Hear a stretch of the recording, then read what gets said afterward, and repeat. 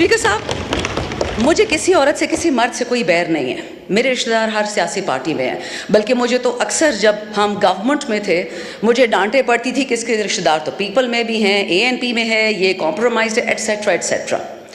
पिछले 2 साल में मुझ पर जितने केस हुए हैं, और आप जिस चेयर पे बैठे हैं, अल्लाह करे कि आप वही हो जिनसे हम आपकी उम्मीदें रखते हैं। इसी हाउस के स्पीकर राजा साहब ने मेरा पासपोर्ट मुझसे चुराया हुआ है एज ऑफ जून 2022। 4 कवानीन के खिलाफ ऐसा किया है और मैं कुछ नहीं कर सकती थी एज मेंबर ऑफ पार्लियामेंट। अभी भी इन्हीं के पास पड़ा हुआ है, मेरे पास फुर्सत नहीं थी कि मैं उठा लूं, लेकिन 2 साल इलीगली उन्होंने मेरा पासपोर्ट चुराया था। मुझे घर से निकाला गया from parliament lodges when I was in MNA।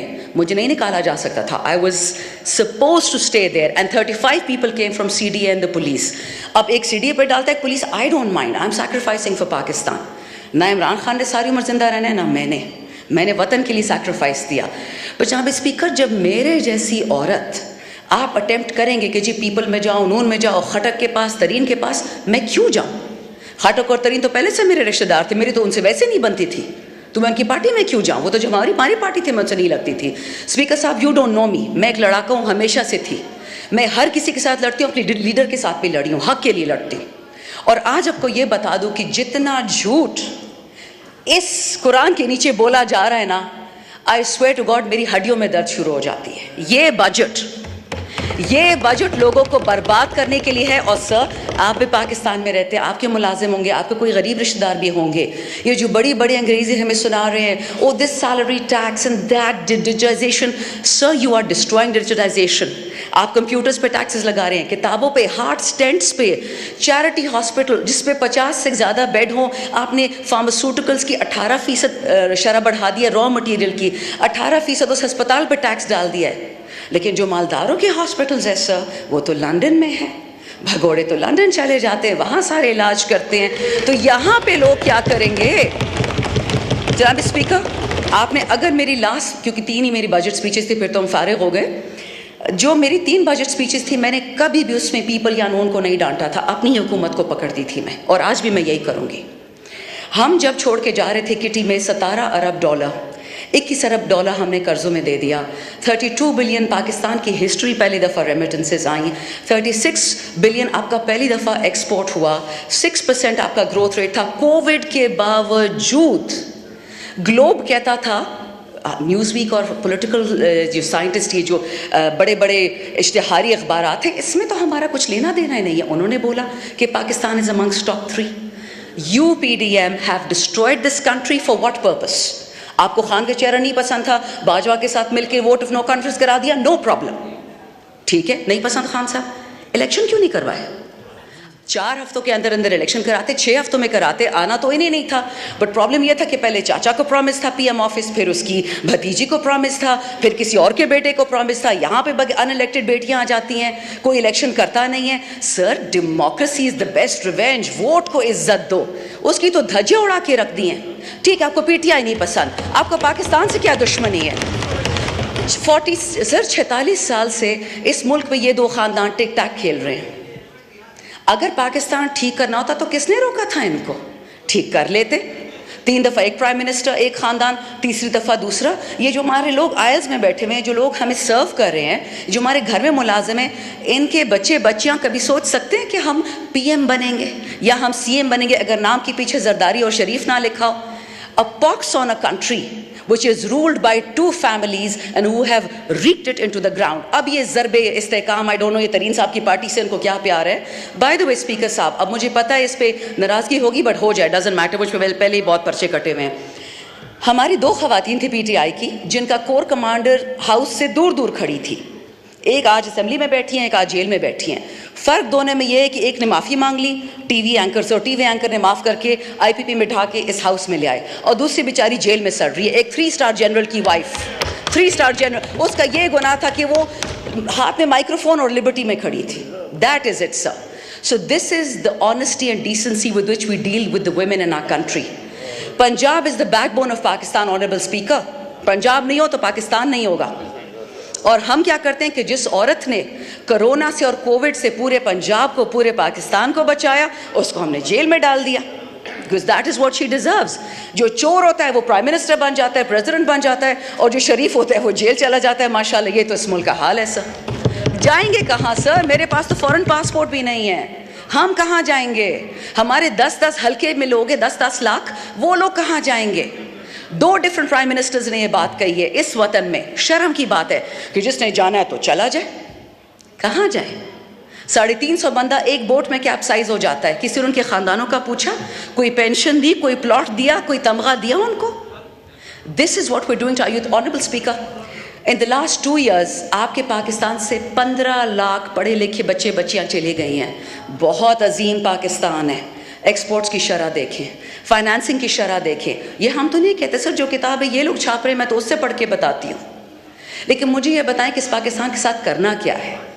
अब ज़रबे इस्तेकाम आ गया, और ये इस्तेकाम हर दफ़ा बलूचिस्तान में और केपी में आता है। ये नहीं समझ आती। खान साहब की 3.5 साल हुकूमत थी, ना ड्रोन था ना टेररिस्ट था, एंड द सेकंड खान साहब गोज टेररिस्ट आ जाते। But sir, you are the custodian of this house and I expect you to take this up with people who matter. अगर किसी को लगता है कि ईरान इतना बेवकूफ़ है या अफ़गानिस्तान इतना बेवकूफ़ है कि वो सिर्फ बदला केपी में या बलूचिस्तान में लेगा, ये ख्वाब देखने वाली बात है। जो पंजाब का और सिंध का ये लोग हशर करेंगे, सिर्फ आपकी सोच है। सो खुदा का वास्ता है, होश के नाखुन लें। ये आपकी जगह है, ये आपकी ताकत का सरचश्मा है, ये अवाम, हम रियासत है। Not me the MNA, my people. Talk to us, tell us what is the problem, will fix it for you. But this is no way sir, absolutely no way. Final point sir, मेरा अपना हल्का, अगर आप इजाज़त देंगे मैं थोड़ा सा एंड में पश्तो में भी बोलूँ, क्योंकि मेरे माशाल्लाह 76 साल से तो नहीं कहूँगी, 73 साल से मेरे इलाके में ख़वातीन के स्कूल नहीं बनते सर। क्योंकि केपी हमेशा हम वो हैं, कारतूस है। जिहाद में भेज दिया कश्मीर, उधर भेज दिया, उधर भेज दिया। उड़ाना हमारा सबसे आसान काम है। हमारे बच्चे उड़ा दो, हमारी बच्चियाँ उड़ा दो, हमारे पुलिस वाले उड़ा दो, हमारे फ़ौजी उड़ा दो। लेकिन जब अकाउंटेबिलिटी का टाइम आता है, अभी भी सर मैं आपको PSDP, ये मेरे पास सामने पड़ा हुआ है, PSDP में जो एलोकेशंस हो रही हैं, उसमें पंजाब में 2 साल में प्रोजेक्ट पूरा होता है, सिंध में 3 साल में पूरा होता है, इस्लामाबाद में 4 साल में। और आपको पता है जनाब स्पीकर कि केपी में प्रोजेक्ट जब पूरा होगा उसी PSDP का, वो 23 साल में होगा, और बलूचिस्तान में 42 साल में होगा। ये है माशाल्लाह PSDP। मैं सूबाई या लिसानी बात नहीं करती। आई एंड ऑन दिस स्पीकर साहब, खान साहब को बहुत many people I'm sure they hate Khan साहब and they have probably every right to।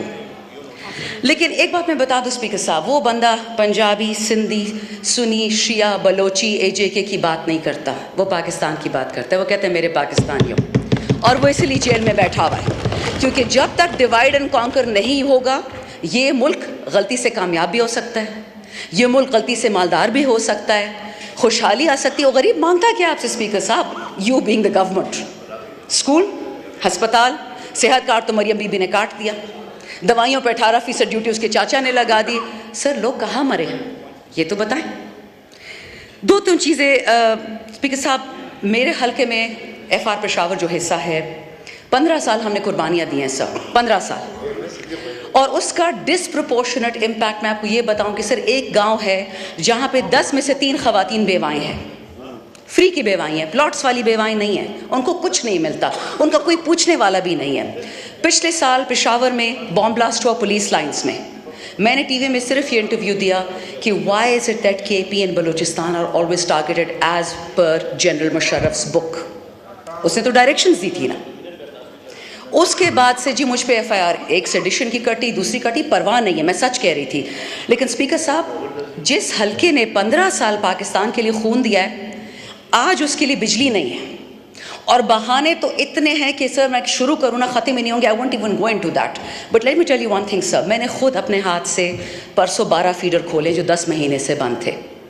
मैं गई इलेक्ट्रिसिटी, इनका जो एनर्जी डिपार्टमेंट है, मैंने कहा मुझे कोई अंग्रेज़ी की चिट्ठी ही दिखा दे, उर्दू दिखा दे, जिसमें लिखा हो कि फीडर बंद करने की इजाज़त है इस कानून के तहत। कोई चिट्ठी नहीं है सर, कोई नोटिफिकेशन नहीं है। They are punishing KP for giving a vote to Imran Khan. और सर ये इतने बेवकूफ़ हैं, इनको समझ नहीं आती कि सितंबर में बंद हो जाएगी गर्मी। हम खान का साथ इस बात पे छोड़ेंगे कि गर्मी क्यों आती है या फीडर्स क्यों बंद है? ऐसा कभी नहीं होगा जनाब स्पीकर, अभी भी वक्त है। होश होश होश। Article 156 of the constitution sir, उसी को देख लें। तमाम सूबों को इकट्ठे उठाएं, मत करिए तफरके, आग लगने वाली है बहुत जल्दी, हमारे ही हाथ से लगेगी और फिर ये हाउस कुछ नहीं कर पाएगा। अल्लाह ने आप पे रिस्पॉन्सिबिलिटी डाली है, ये इससे डरे और किसी चीज़ से तो नहीं डरते, इस कलाम से डरे। मुल्क को ठीक करें, हम सब ने मर जाना है, इस हाउस में जितने बैठे कोई कब्र पैसे नहीं लेके गया, लेकिन खुदा का खौफ करे, वतन को फर्स्ट करे। That is why Imran Khan is in jail. Pakistan first, Pakistan always, Pakistan forever. Thank you.